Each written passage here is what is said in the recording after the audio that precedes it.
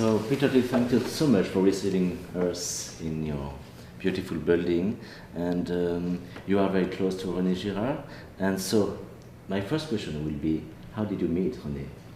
Well, I met him first as an undergraduate in the late 1980s when I was studying philosophy at Stanford. And it was one of these ideas that was sort of starting to percolate in the underground, that there was this very interesting professor with these different account from the world. It was very much, I think, out of temper with the times, and so it had sort of a natural appeal to a somewhat rebellious undergraduate.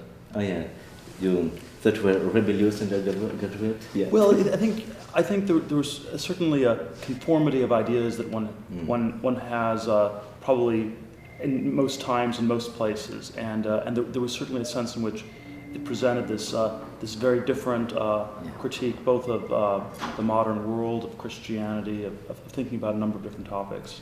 So what would be your first impression in a way? That would be that he has a view of the world. What would be your first impression of René? Well, the first impression of the view is that it's crazy, and it can't be true that imitation is this important and drives this many different things.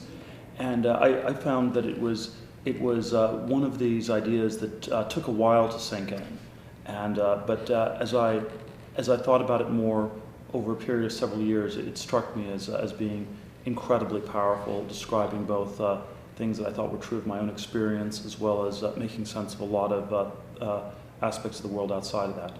Yeah, it's like René Girard is a very controversial person, but at the same time he's a genius, and yes. And it took so many years, for people to understand what you just said. That is a main person, in the world of philosophy and the way to see the world. Yes, well, I suspect that when the history of the 20th century is written, circa 2100, he'll be seen as truly one of the great intellectuals. But it may still be a long time till it's fully understood. You'd have a lunch discussion or a discussion with him at some of the colloquium seminars that we did at Stanford, where one would really be struck just by his incredible perceptiveness into human nature. So it was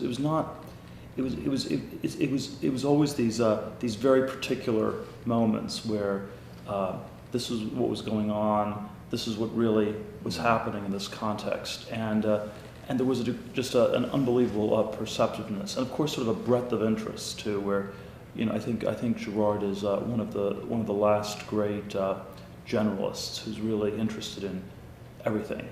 Yeah, and for me, it's like each time I see René, it's like I feel younger, I feel fresh, and with new ideas to see the world and to go further in the world. Do you have the same perception? Yes, exactly. I think it's always that there are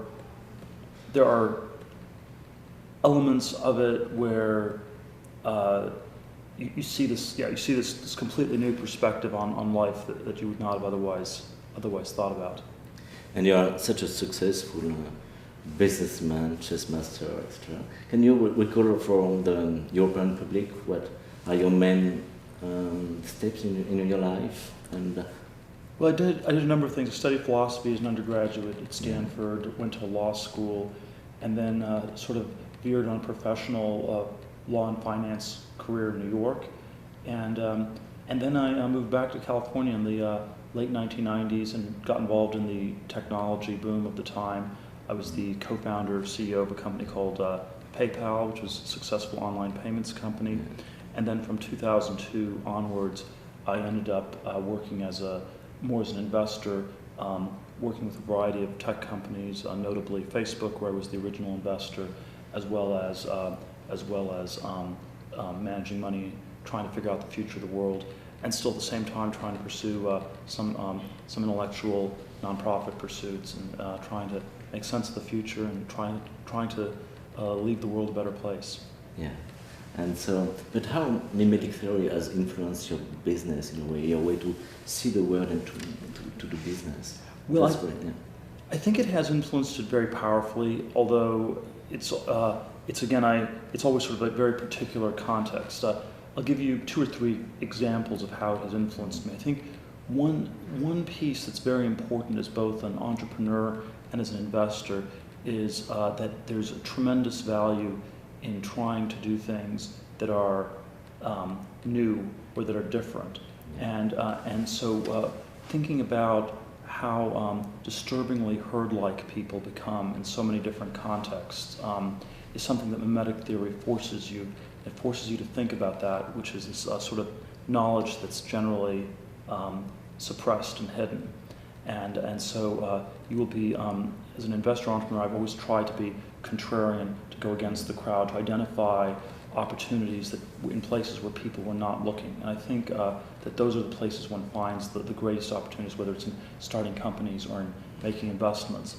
On the level of managing a business, one of the ways in which it's influenced me a great deal is thinking about how to avoid conflict within a business, and how so the standard account of conflict is that it arises when people fight about differences, whereas in mimetic theory, conflict arises when people fight about the same thing.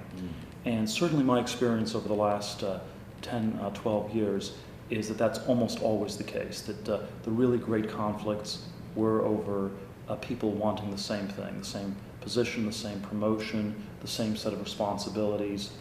And so one of the challenges as a CEO in a lot of these companies, I think, is to try to apply mimetic theory and preemptively avoid conflict by making sure that roles are reasonably well differentiated. And in an early stage entrepreneurial setting, this is extremely difficult because the roles tend to be very fluid.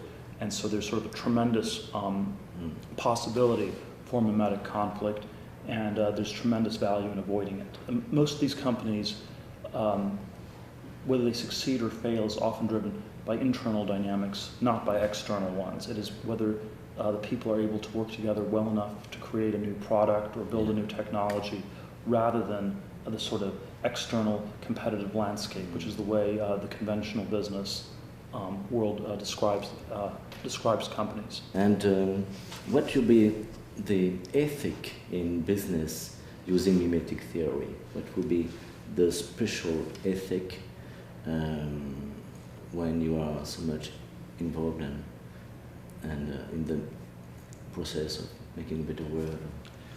Well, in business, I don't know if there's a simple formula that you can just say, this is the formula. I do think that there's an incredible importance on avoiding certain types of conflict, and that there are ways in which there are a lot of conflicts that spiral in very, very bad directions, and I think they're counterproductive both in a business context, in a personal context, in a political context, and I think that's probably the piece that I find most compelling. But then also probably understanding what healthy relationships look like, where you're mentoring somebody in a way that's constructive, where there's no rivalry, or and figuring out a good way to sort of collaborate with people and trying to avoid the bad aspects of mimesis while keeping the good. I mean, there's always obviously a very important question: how much theoretical knowledge translates into practical knowledge. So you could have people who know that in theory eating lots of donuts is bad for you, but they still eat donuts or something like that. So there are all sorts of ways in which it doesn't translate. But I do think there's some way that it translates. It's very how should I put it? It's very imprecise how that happens. But I do think obviously there's a general sense where scapegoating only works if you do not know who the scapegoat is. And so as the mechanism gets better understood, I think it will become harder to do.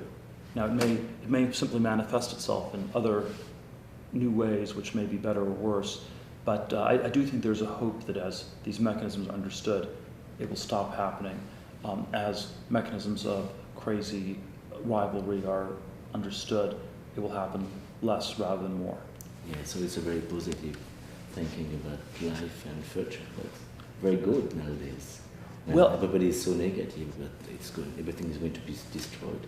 that understanding of mimetic design is going to be something that's going to help people. Yes, well, it's certainly. Well, I'm not sort of always sort of Panglossian optimistic. I do think that sort of any hopeful future of the 21st century is one where there'll be more good mimesis than bad mimesis. The forms of transcendence people buy into will be healthy, not fake. And so I think it is very much linked to whether the world blows itself up in this next century, or whether we learn to figure out ways to live with one another.